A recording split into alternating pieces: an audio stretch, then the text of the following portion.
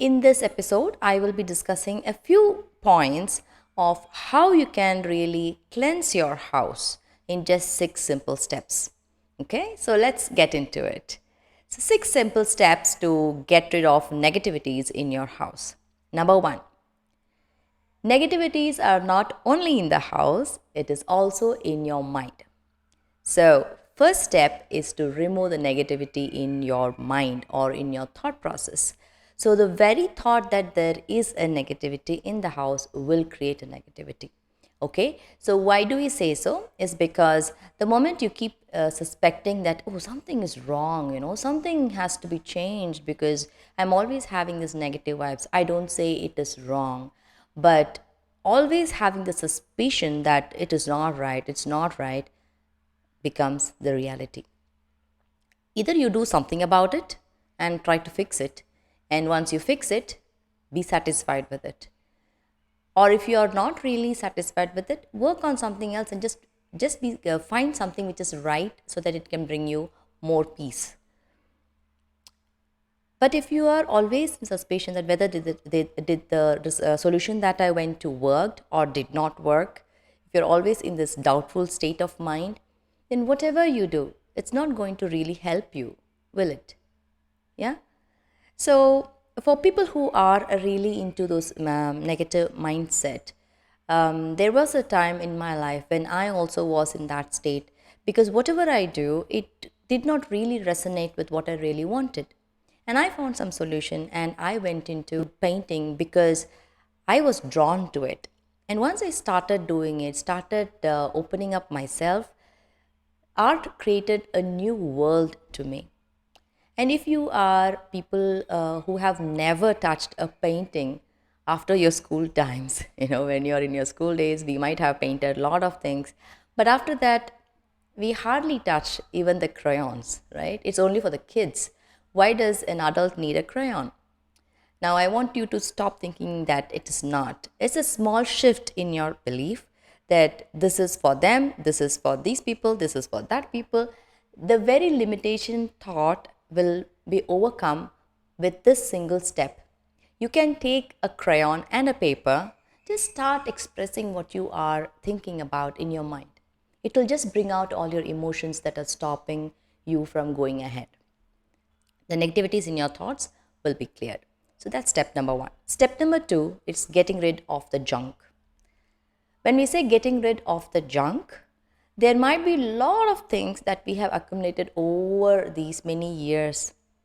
Some of them are timeless in the sense we would have had a small bit of paper from one of our old friends and we keep it as their memory. How many of you have done that? We might have a small keychain given by somebody, but we never use it. We just keep it somewhere and we just forget about it. Of course, it is valuable for the emotion that we have with the person. However, have you thought that this object, if you are not really using, can accumulate negativities? At least shift the place, give a movement to the items that are around. Don't let it be stagnant in that place. If any item is there in any play in a particular position for, let's say, for a long time, more than 3 months, for example, it will generally accumulate a negativity around that space. So what we really want to do is slightly move the object from that original place, give a good cleanup, or you could maybe get rid of the junk that is there. You don't even need them. Okay, it might be an old invitation that you received from a friend which was whose marriage was like 6 months ago or 1 year ago, but you still have that the card, greeting card with you, invitation card with you. How many of you have that?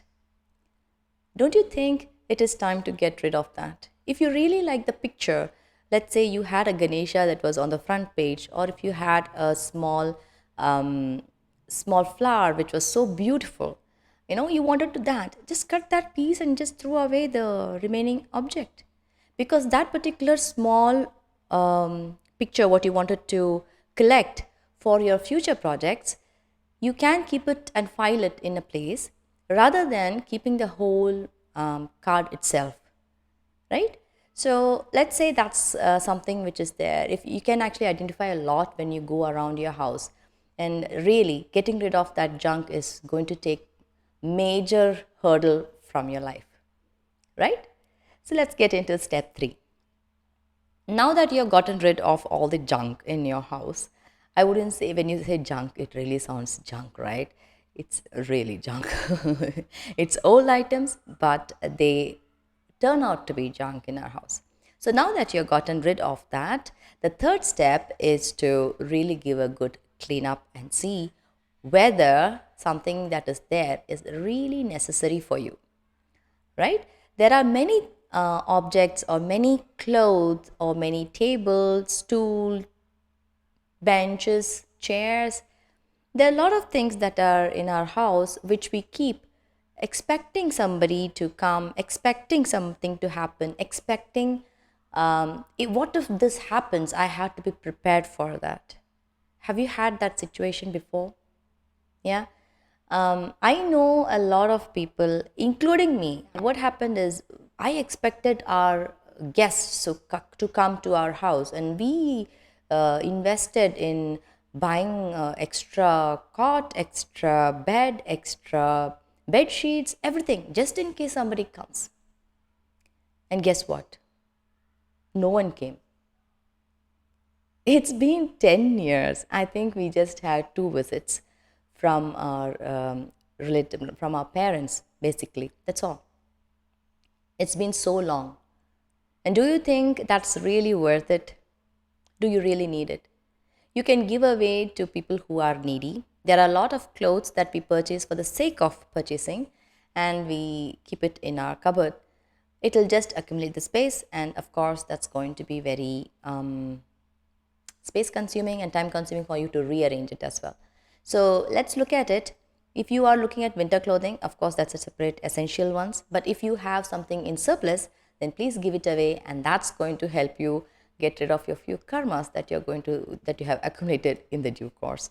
Now, when I say karma, don't get jittered because she's telling, oh, there's karma attached to it. Not exactly that way. When we have a lot of items which we don't need, it is similar to having an extra, what do you call, a greed or whatever it is. It's a negative thing that we don't really need to have with us, right? So just give it away. If you really need it, go and buy it, right? So just create that flow of giving and taking. And if somebody is asking you to take something which they don't need also, don't hesitate. Don't hesitate. Many people might say they might have used those items and it has their imprints, and if it comes to you, it will also have those imprints. You really don't need to use it.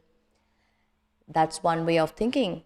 But just think about this. If there's nobody to get it from you, who will, if you don't get from somebody, how will they also get rid of things, right?